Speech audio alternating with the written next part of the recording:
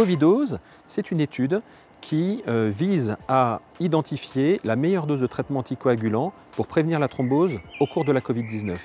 Alors pourquoi cette étude?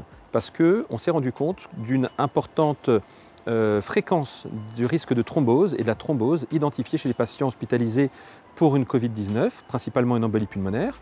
Et dès mars 2020, l'ensemble des centres dédiés à la gestion de la thrombose, sous l'égide de réseaux de recherche FCRIN, Innovity, INICI-RCT, se sont donné la main pour pouvoir répondre à cette question brûlante de recherche.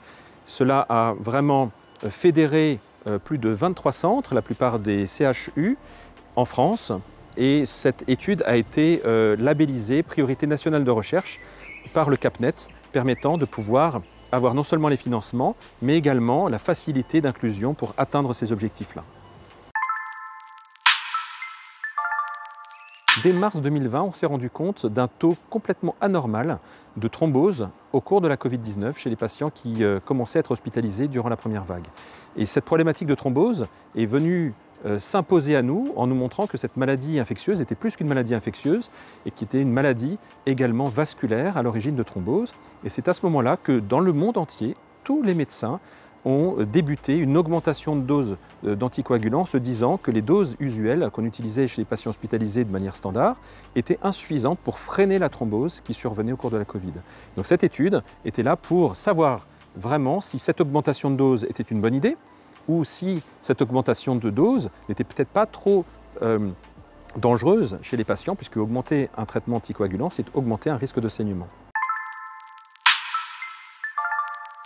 Donc les résultats sont extrêmement intéressants. Déjà, ces résultats sont attendus par la communauté internationale, non seulement par l'Organisation mondiale de la santé, puisque très tôt, Covidose a été identifié comme un essai majeur, si ce n'est l'essai le plus important au niveau mondial pour répondre à la question si une dose intermédiaire de traitement anticoagulant serait bénéfique chez les patients. Cette étude est également attendue par la Société internationale de thrombose et d'hémostase pour mettre à jour les recommandations de traitement à l'échelon international. Les résultats peuvent être résumés en une phrase: le mieux est l'ennemi du bien. À savoir que, on pensait de manière empirique, basée sur nos hypothèses lorsque le Covid est arrivé, qu'augmenter les doses de traitement pourrait être une bonne idée pour réduire le risque de thrombose.